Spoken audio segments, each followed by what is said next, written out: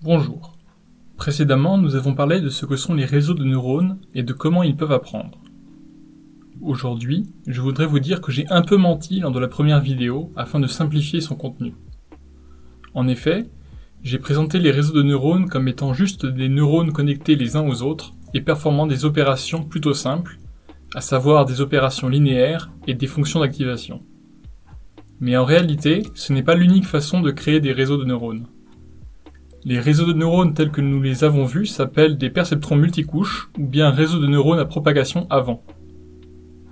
Ce genre de réseau de neurones peut convenir pour certaines tâches et nous verrons plus tard qu'ils ont une certaine utilité. Par contre, il existe des tâches pour lesquelles ils sont inadaptés, notamment lorsque l'entrée du réseau de neurones possède une certaine structure. Par exemple, si l'entrée est du texte en langage naturel, il y a des relations entre les différents mots utilisés, et il nous faudrait alors un réseau de neurones qui puisse tirer profit de ces relations. Un autre exemple que l'on pourrait donner est celui des images. Une image est un ensemble de pixels qui sont représentés numériquement comme un vecteur pouvant contenir plusieurs nombres compris entre 0 et 255. Par exemple, une image en nuances de gris a des pixels représentés par une seule valeur, toujours comprise entre 0 et 255. Et une image en couleur sans transparence a des pixels représentés par 3 valeurs. Une pour le rouge, une pour le vert et une pour le bleu. C'est la combinaison de LED de ces 3 couleurs qui donne l'ensemble des couleurs que l'on peut voir sur un écran. Revenons à notre image en noir et blanc. On pourrait par exemple vouloir déterminer si l'image contient une glace ou non. Pour cela, on pourrait utiliser un perceptron multicouche en associant chaque valeur de pixel à un neurone. Et pour être honnête, ça marcherait à peu près. Sauf que ce que l'on souhaite, c'est que notre réseau de neurones soit le plus performant possible. Et dans certains cas, on ne peut pas se contenter d'une solution qui marche à peu près. Aussi, ça n'aurait presque aucun sens de faire ces opérations avec des images en couleur. Il y a en fait 2 problèmes dans cette façon de faire. Le premier est que les pixels ne sont pas indépendants les uns des autres dans la plupart des images. Et le deuxième est que si une glace apparaît dans une image, alors si on la translate, c'est-à-dire si on la bouge dans l'image, eh bien l'image reste une image de glace. Et cette invariance par translation est une propriété que les perceptrons multicouches n'ont pas. Je vais donc vous parler dans cette vidéo des CNN, les Convolutional Neural Networks, qui permettent justement de réaliser des tâches de vision par ordinateur, c'est-à-dire toutes les tâches nécessitant d'analyser des images. Pour vous donner une idée de la puissance de ces réseaux de neurones, nous allons en premier lieu nous pencher sur une certaine compétition appelée ILS-VRC, pour ImageNet Large Scale Visual Recognition Challenge. Cette compétition a pour but d'inciter les chercheurs à proposer de nouvelles architectures qui permettent de faire de la vision par ordinateur. 2 tâches sont notamment proposées, la classification d'images et la localisation d'objets. Nous nous focaliserons sur la classification. Le jeu de données utilisé est une petite partie de ImageNet, qui est une collection d'images. Ce jeu de données contient 1,2 million d'images annotées avec 1000 catégories d'objets à classifier. L'idée des CNN remonte aux années 1980, avec une structure appelée le néocognitron, inventée par le docteur Kunihiko Fukushima. Mais c'est dans les années 90 qu'ont été créés les CNN tels qu'on les connaît aujourd'hui, par une équipe dirigée par un Français, Yann Lequin. Ils ont notamment montré qu'on pouvait utiliser les CNN pour reconnaître des chiffres manuscrits. Mais c'est l'ILS-VRC qui a rendu les CNN vraiment populaires. En effet, voici les résultats de la compétition entre 2010 et 2017. En 2010 et 2011, des algorithmes plus classiques de machine learning ont été utilisés. C'est en 2012 qu'un CNN bat le record, et de loin, et depuis, uniquement des CNN ont été utilisés dans la compétition. On peut remarquer que les performances entre 2015 et 2017 n'ont pas l'air d'être très importantes, mais le graphique seul ne reflète pas vraiment la qualité des résultats. En effet, en faisant des calculs, on s'aperçoit que l'erreur commise par les CNN a baissé de 16,7% et de 23,3% respectivement entre 2015-2016 et entre 2016 et 2017. Alors ces données d'erreur de classification ne sont pas très parlantes, alors je ne dirai qu'une chose pour donner un ordre de grandeur. les performances humaines ont été dépassées en 2015.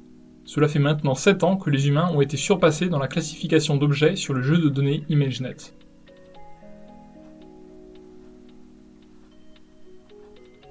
Avant d'aborder la partie mathématique de cette vidéo, voyons quelques détails du fonctionnement du cerveau humain afin d'avoir quelques intuitions sur comment fonctionnent les CNN. Notamment, nous allons parler un peu du cortex visuel. Celui-ci est situé à l'arrière du crâne et est chargé de traiter les informations visuelles. Toute information que je vais donner est à prendre avec des pincettes, car je ne suis pas neurologue. Mais de ce que j'ai compris lors de mes recherches, le cortex visuel est hiérarchique, c'est-à-dire qu'il se décompose en plusieurs sous-régions et que les neurones s'y trouvant s'activent lorsqu'ils perçoivent des informations de plus en plus complexes au fur et à mesure qu'on progresse dans le cortex visuel. Par exemple, un neurone dans la première zone peut s'activer lorsqu'il reçoit un stimulus vertical. Il réagit à toute forme verticale qu'il aperçoit. Alors que dans une zone plus lointaine, un neurone pourrait ne s'activer que lorsqu'il aperçoit un visage particulier. Un CNN doit donc être hiérarchique si l'on souhaite s'inspirer du cortex visuel humain. Mais ça, c'est quelque chose qu'on trouvait déjà plus ou moins dans les perceptrons multicouches. Chaque couche se calcule à partir de la couche précédente. Par contre, il n'y avait pas vraiment cette notion de détection de forme. La première couche d'un perceptron multicouche ne détecte pas forcément des lignes, et ceux des couches suivantes ne détectent pas forcément des formes particulières non plus. La deuxième chose que j'ai retenue est que les neurones du cortex visuel ne réagissent évidemment pas à des pixels, mais à des zones appelées champs récepteurs, dont la taille peut varier entre un pixel d'un écran jusqu'à l'écran tout entier. Ce sont ces champs récepteurs qui donnent l'information aux neurones, informations qui, comme on l'a dit plus tôt, deviennent de plus en plus complexes au fur et à mesure qu'on avance dans le cortex visuel. Donc, dans un CNN, au lieu de traiter tous les pixels indépendamment, on va devoir créer quelque chose d'analogue au champ récepteur qui va analyser des portions de l'image. Nous allons maintenant passer à la partie mathématique de cette vidéo, une partie où j'explique le fonctionnement des CNN en détail. Tout d'abord, l'entrée d'un CNN n'est plus une liste de pixels, mais une image tout entière. On va supposer que notre image est en nuances de gris pour simplifier les choses, mais il faut savoir que cette méthode peut s'adapter à des cas plus complexes, avec des images en couleur par exemple. La première étape va être de simuler l'action d'un champ récepteur sur un neurone de la couche suivante. Pour cela, nous allons utiliser ce que l'on appelle une couche de convolution. On choisit une taille pour le champ récepteur, qui va être la taille d'une certaine matrice appelée noyau, filtre ou encore matrice de convolution, puis on effectue une opération appelée à tort convolution entre l'image et le filtre. Je dis à tort parce qu'en réalité, en mathématiques, l'opération en question s'appelle la corrélation croisée, mais cela n'a pas trop d'importance. Cette opération n'est pas compliquée. Pour une position donnée du noyau sur l'image, on calcule la somme pondérée, c'est-à-dire qu'on prend les éléments qui se superposent, on les multiplie et on somme le tout.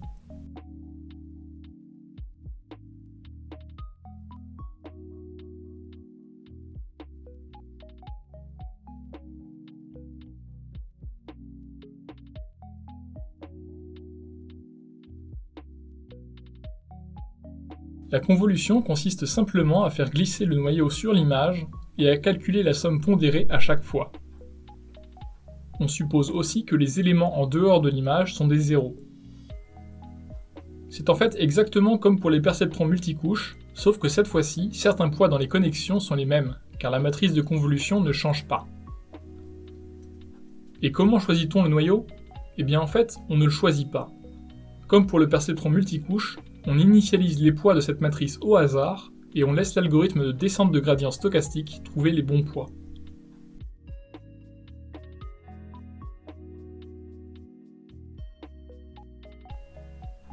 Puis, comme pour le perceptron multicouche, on utilise une fonction d'activation pour qu'il n'y ait pas que des opérations linéaires.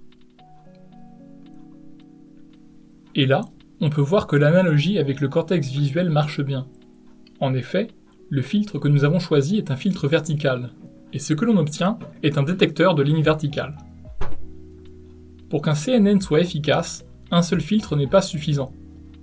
En effet, Si le filtre permet uniquement de détecter des contours par exemple, on perd beaucoup d'informations sur l'image, et la détection d'objets devient plus difficile. Mais il est possible, dans un CNN, d'utiliser plusieurs noyaux pour une couche donnée. On obtient juste plusieurs images en sortie de la couche de convolution. Mais on peut aussi voir ces différentes images comme une seule image avec plusieurs canaux, tout comme une image en couleur à 3 canaux rouge, vert et bleu. C'est pour cela qu'on a besoin de faire des convolutions en 3 dimensions. Le principe reste le même, on fait glisser une sorte de matrice en 3 dimensions, qui s'appelle alors un tenseur, sur l'image en 3 dimensions, et on obtient en sortie une image en 3 dimensions. Du coup, pour résumer ce que l'on a vu jusqu'ici, nous avons une image maintenant en couleur, donc en 3 dimensions. On applique à cette image des convolutions 3D, et ensuite des fonctions d'activation non linéaires. Une fois que ces opérations ont été faites, on va devoir utiliser une nouvelle opération appelée pooling. Cette opération consiste encore une fois à choisir une taille de filtre, de faire glisser ce filtre sur une image en entrée, sauf que cette fois-ci, on déplace le filtre de plusieurs cases au lieu d'une seule à chaque étape, de façon à ce que les zones sur lesquelles le filtre passe ne s'intersectent pas. Une autre différence est que cette fois-ci, ce ne sont pas des poids apprenables dans les filtres. Au lieu de ça, on utilise généralement une des 2 fonctions suivantes, soit le max pooling, où on prend l'élément maximum de la région sélectionnée par le filtre, soit le average pooling, où on prend la moyenne des éléments sélectionnés par le filtre. Et encore une fois, cette méthode peut s'étendre à des tenseurs en 3 dimensions. On peut notamment remarquer que les images en sortie sont plus petites que les entrées. On peut alors se demander pourquoi on utilise ces couches de pooling, étant donné que l'on perd nécessairement de l'information en faisant ces opérations. Il y a 2 raisons à cela. La première est que cela réduit la dimension spatiale des images intermédiaires, ce qui réduit le nombre de paramètres que le réseau a à apprendre. Et cela réduit donc le temps de calcul.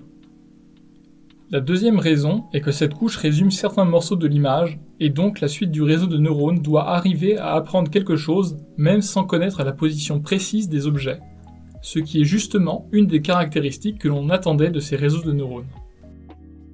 On répète alors ces opérations de convolution et de pooling plusieurs fois. Au bout d'un certain nombre de couches, on aplatit alors les images intermédiaires que l'on obtient, c'est-à-dire que chaque pixel correspond à un neurone. Et enfin, on utilise un perceptron multicouche sur ces données aplaties, et on a autant de sorties que de classes que l'on souhaite prédire. En vérité, il existe quelques autres détails techniques sur l'utilisation des CNN et leur architecture, mais on a vu le principal. En résumé, un CNN est constitué de couches de convolution où des filtres sont convolués aux images d'entrée, de couches de pooling, que ce soit du average pooling ou du max pooling, et d'un perceptron multicouche. Ce type d'architecture permet d'avoir de bien meilleurs résultats en vision par ordinateur, dépassant ainsi depuis plusieurs années les capacités humaines. Comme d'habitude, si cette vidéo vous a plu, vous pouvez la liker ainsi que la partager à d'autres personnes afin qu'elles découvrent cette chaîne. Je ferai désormais quelques vidéos sur la cryptographie, donc si vous souhaitez en savoir plus, abonnez-vous à ma chaîne et cliquez sur la cloche pour recevoir des notifications. Merci pour votre attention et à la prochaine.